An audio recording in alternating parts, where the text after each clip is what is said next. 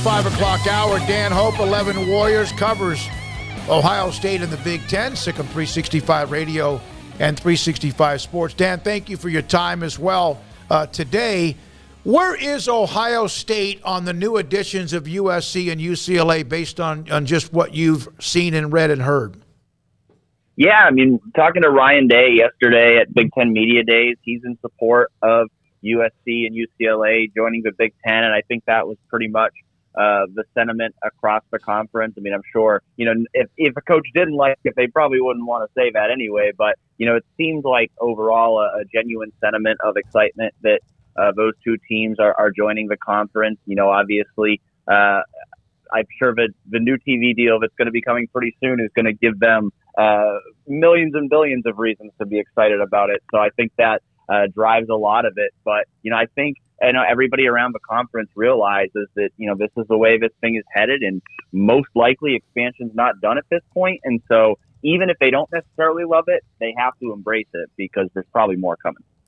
What are your thoughts on Kevin Warren's ascension from a guy that everybody thought was about to ruin the league to one of the two major power brokers in college football? Yeah, I think it's certainly been a come up for him over the past year. I think I remember, being at Big Ten Media Days last year, and, he was getting a lot of questions about how the Big Ten handled the COVID-19 pandemic, and he really didn't have any good answers. It almost seems like he needed some PR training coming out of that last year, because he just didn't seem prepared for the onslaught of questions that, I personally thought were pretty obvious that he was going to get. But, it's a lot easier to look good when you have a big victory like they did a month ago, landing USC and UCLA. And I think, Kevin Warren really, has flexed some muscle here this summer. And I think, he continued to do that on Tuesday, where I think, he made it pretty clear that, his intention is to continue to be aggressive and to continue to be bold. And like you said, the Big Ten has, by making this move and with potential moves they could still make, the Big Ten has established itself in a clear position as one of the two premier conferences in college sports, along with the SEC. And, Kevin Warren spearheading that effort, and that certainly has gained him a lot of respect that he might not have had at this time a year ago. Dan, I think everybody's spent the last year plus since Oklahoma and Texas left and kind of started this whole ball rolling. And I guess some could even point to, Big Ten expansion prior to that as, the ball rolling with Rutgers and Nebraska and so on and so forth. But really going back to last year, it's been kind of craziness. Do you have your own personal, wishes as far as what the future looks like, whether it be the leagues or the playoff setup, and where does Ohio State fit into all that? Yeah, I mean, it's so hard to, know exactly what this thing is going to end up looking like over the next 5 to 10 years. But, I think you mentioned it with Oklahoma and Texas, and now certainly with USC and UCLA. I think now you've kind of created this environment where anybody who's not in the Big Ten or the SEC right now all of a sudden has to go, if we don't get into one of these two conferences now, are we going to get left out? If the playoff becomes an SEC and Big Ten centric thing, our teams, on the outside looking in, gonna have problems. And so I think, it's really kind of, generated more momentum for, more and more teams to look to join those two conferences. And, you hear, what's Notre Dame going to do? What are those other schools in the Pac-12 going to do? Are these two conferences going to raid the ACC? It's going to be really interesting to see how this all plays out. And, it's hard to say. I mean, is this good for college football? I don't know. I mean, I think, I kind of like the, region structure of college football. And I think, this takes something away from that. So I don't know if it's ultimately what's good for the game, but I think the reality is, money always talks in these conversations. And I think the SEC and Big Ten, because they have a significant gap on the rest of the conferences in terms of the revenue that they're generating, they're the two conferences that everybody wants to be a part of now. Dan, Ohio State is in this game no matter if it's a game of 1 or 3 or 5 or what. They're going to be in the game. I mean, as far as they're going to be invited. As someone that loves college football as you do, even though Ohio State is who you are closest as far as covering, do you agree that two conferences, if they were to have just 16 or 20 teams, can decide the national champion in a year? Yeah, I don't think that's a good thing for college football. I think if you allow two conferences to have that much power and have it become the AFC and the NFC playing for the Super Bowl, I don't think that's good for college football. I mean, I'm somebody just as a lover of college football who's always been in favor of more access. I'm someone who's always been in favor of hey, let's have a bid that's designated for a group of 5 teams to get in there, so that when you have one of these teams that goes undefeated, they get a chance to play for a national title. So I'm all in favor of a more expansive college football playoff, whether that's 12 teams, 16 teams, whatever that may be.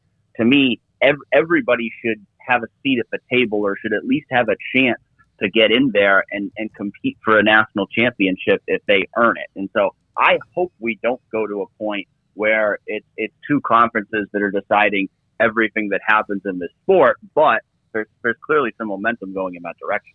And a lot of them are held up hostage right now by this Big Ten TV deal. Dan, you mentioned that a little bit earlier. Is there any indication of, are we talking weeks, months? I mean, I know Kevin Warren said maybe in a few weeks, but do you believe that, or do you think it could drag on a little bit?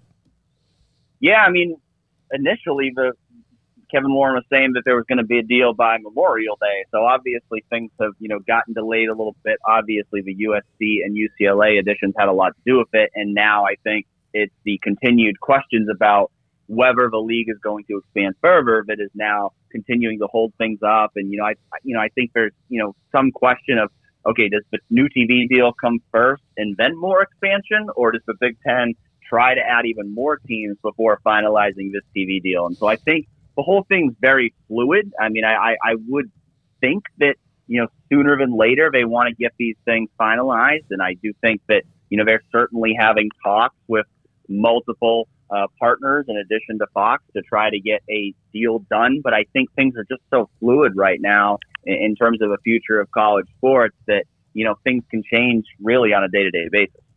So, Dan, rumor has it there's a season to be played here pretty soon. I don't know if you knew about that. And rumor has it, I believe, that Ohio State's expected to be pretty good here. Upcoming in 2022. Obviously, a lot of studs coming back. What was kind of the main theme for Ryan Day and company at Big Ten Media Days? Well, I think the comment that he made that turned a lot of heads on Wednesday was Ryan Day saying that we expect to have a top 10 defense, because the last 2 years, Ohio State ranked 59th in the country in total defense. So, certainly for Ohio State fans, that's where the anxiety is. That's what people really want to see when this season starts, because when we know Ohio State's got offensive star power, they got C.J. Stroud back, they got Jack Jigba back, they got Travion Henderson back. It would be pretty shocking if Ohio State didn't have one of the best offenses in the country this year. But it's ultimately going to come down to, can that defense also get to an elite level? Because that's what they've been lacking the last couple years. And obviously last year, it kept them out of the college football playoff, kept them from winning the Big Ten, kept them from even beating their rivals. And so I think, that's the big question for Ohio State right now. And, I don't know if I go there with top 10 defense right now. That's a pretty big jump from where they've been the last couple years. But I also think the fact that Ryan Day said that, I don't think he would say that if he didn't believe it was possible, because why would you create an unrealistic team? So I think just the fact that he felt confident enough to say that, tells me that, they like what they're seeing from, Jim Knowles and that new defensive staff at Ohio State. And, they feel like they have some momentum. We're not going to know for sure what it's going to look like until the season actually starts. But, it does seem like they've got confidence that, the new staff, as well as just having more experienced players on defense, is going to lead to some real progress on that side of the ball. So would you say it's more scheme over talent? Because it's hard to believe that they wouldn't have talent over there, given how well they've recruited the last, forever. Yeah, I mean, I think talent is not the question. It's never been the question. They've always had talent on defense. But, I think scheme is a big thing, but I also think it's experience. Because if you look at last year, they had lost a lot of guys from the year before. They played a shortened season in 2020 because of COVID and how the Big Ten handled that. And so there were a lot of guys playing starting roles or otherwise playing a lot of football on defense last year that really hadn't played much for Ohio State. And so I think that, in conjunction with the fact that, they had a defensive coordinator in Kerry Combs who was a little bit over his head in that position. They didn't really have a great scheme. I think all those factors kind of combined for Ohio State's defense not to be up to its usual standard. I think now that they have more experienced players on defense and they bring in an experienced defensive coordinator who's going to bring in a different scheme, I think all of those things coming together is what's giving Ohio State confidence that its defense is going to make a huge jump this year. Dan, if the Big Ten, and they do, have the ability to pick whoever they want next, and there's a lot of different names out there, and yes, some are tied to grant of rights, so it's hard to include the ACC right now. Who would they be, in your opinion, if there was no grant of rights involved? Who would be their top two choices? I think you have to start with Notre Dame because it's just such an obvious fit. Okay, I'm gonna take Notre Dame out of the equation. That's too easy. I'm sorry.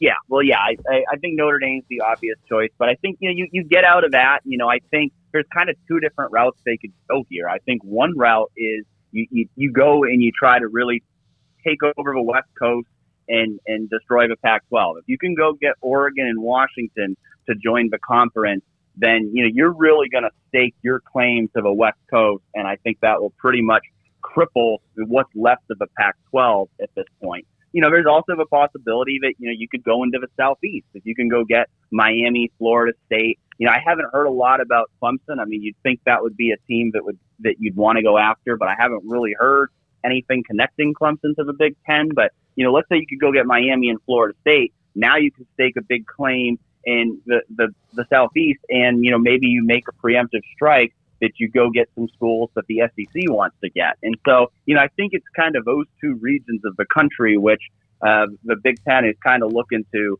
stake a claim in here, and it's going to be interesting to see which way it ends up because I think they're talking to all kinds of different schools and kind of seeing how the whole thing plays out in the end. All right, Dan, thank you. Appreciate your time. Dan Hope, 11 Warriors, covers Ohio State, but also very much entrenched in covering the Big Ten. Yeah, good stuff there. Jim